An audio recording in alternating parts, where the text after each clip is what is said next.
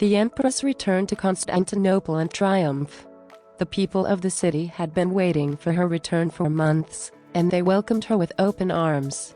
They lined the streets, cheering and waving flags, as she made her way to the palace. The Empress was greeted by her courtiers and advisors, who had been anxiously awaiting her return. She was also welcomed by the Patriarch of Constantinople, who had been appointed by the Emperor to serve as the spiritual leader of the city. The Empress was welcomed with a grand ceremony in the palace courtyard. She was presented with gifts from the people of Constantinople, and she thanked them for their loyalty and support. The Empress then addressed the people of the city, thanking them for their loyalty and support. She promised to restore the glory of the Byzantine Empire, and to bring peace and prosperity to the people of Constantinople.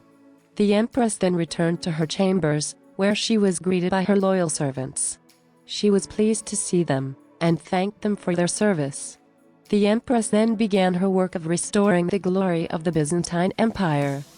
She appointed new advisors and courtiers, and began to make reforms to the government.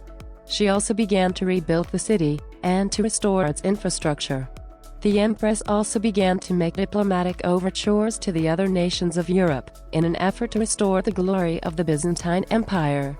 She was successful in her efforts, and soon the other nations of Europe began to recognize the legitimacy of the Byzantine Empire. The Empress was also successful in restoring the economy of the city. She encouraged trade and commerce, and soon the city was thriving once again. The Empress was also successful in restoring the culture of the city. She encouraged the arts, and soon the city was filled with music, art, and literature. The Empress was successful in restoring the glory of the Byzantine Empire, and soon the city was once again a center of culture and commerce. The people of Constantinople were proud of their Empress, and she was hailed as the savior of the city. The re-establishment of the empire was a long and arduous process, but it was one that was ultimately successful.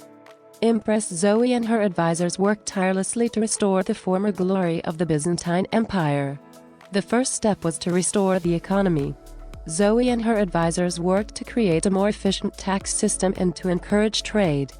They also worked to improve the infrastructure of the empire, such as roads and bridges. The next step was to restore the military. Zoe and her advisors worked to recruit and train new soldiers, as well as to equip them with the latest weapons and armor. They also worked to improve the navy, which was essential for protecting the empire's borders. The final step was to restore the political system. Zoe and her advisors worked to create a more efficient bureaucracy and to strengthen the imperial court. They also worked to create a more effective system of justice and to ensure that the laws of the empire were enforced. Finally, Zoe and her advisors worked to restore the cultural life of the empire. They worked to promote the arts, literature, and science. They also worked to restore the religious life of the empire, which had been severely weakened during the previous centuries. The re-establishment of the empire was a long and difficult process, but it was ultimately successful. Zoe and her advisors had worked hard to restore the former glory of the Byzantine Empire, and their efforts paid off.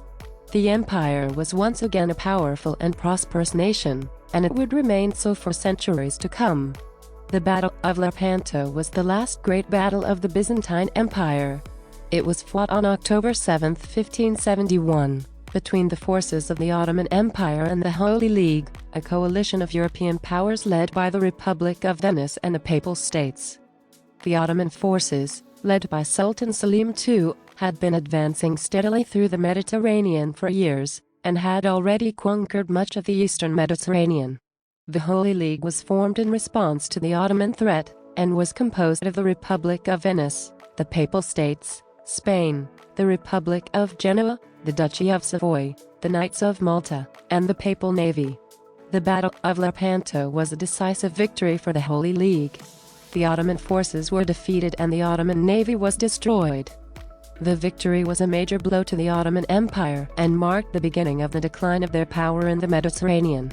The last Empress of Byzantium, Theodora, was present at the battle. She had been sent by her father, Emperor Constantine XI, to rally the troops and to inspire them to fight for their freedom. She was successful in her mission, and the Byzantine forces fought bravely and courageously. The victory at Lepanto was a major turning point in the history of the Byzantine Empire. It was the last great battle of the empire, and it marked the beginning of a period of decline and eventual dissolution. Theodora was the last empress of Byzantium, and her reign ended with the Battle of Lepanto. The final days of the Empress were filled with sorrow and despair. The city of Constantinople was in ruins, and the Ottoman Empire had taken control of the city. The Empress was now a prisoner in her own palace, surrounded by her enemies. The Empress was determined to fight to the end, and she made plans to defend the city. She gathered her loyal followers and prepared to make a stand against the Ottomans. But it was too late. The Ottomans had already taken control of the city, and the Empress was powerless to stop them. The Empress was forced to surrender, and she was taken prisoner by the Ottomans. She was taken to a prison in the city, where she was kept in solitary confinement. She was allowed no visitors, and her only contact with the outside world was through her jailer. The Empress was determined to keep her dignity, and she refused to beg for her freedom. She was determined to die with dignity, and she refused to give in to despair. The Empress was eventually released from prison, but she was a broken woman. She had lost her city, her people, and her freedom. She was a shell of her former self, and she had no hope of reclaiming her throne. The Empress died a few weeks later, in the arms of her loyal followers. Her death marked the end of the Byzantine Empire, and the beginning of a new era in the history of the world. The Empress was buried in a simple grave, and her legacy lives on in the hearts of her people. She was the last Empress of Byzantium, and her courage and determination will never be forgotten. The legacy of the Empress was one of strength and courage. She had shown the world that a woman could lead a nation, and that a woman could be a powerful ruler. She had fought for her people and her country, and had done so with dignity and grace. The Empress had been a symbol of hope for many in the Byzantine Empire. She had been a beacon of light in a dark time, and her legacy was one of strength and courage. Her legacy was also one of resilience, as she had been able to survive and thrive in the face of adversity. The Empress had also been a symbol of unity, as she had been able to bring together different factions of the Byzantine Empire and create a sense of unity and solidarity.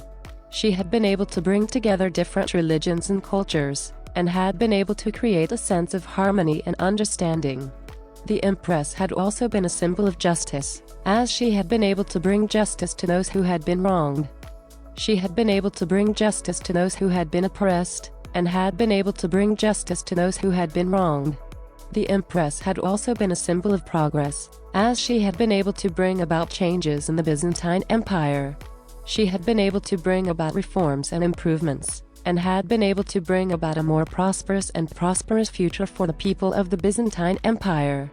The legacy of the Empress was one of strength, courage, resilience, unity, justice, and progress.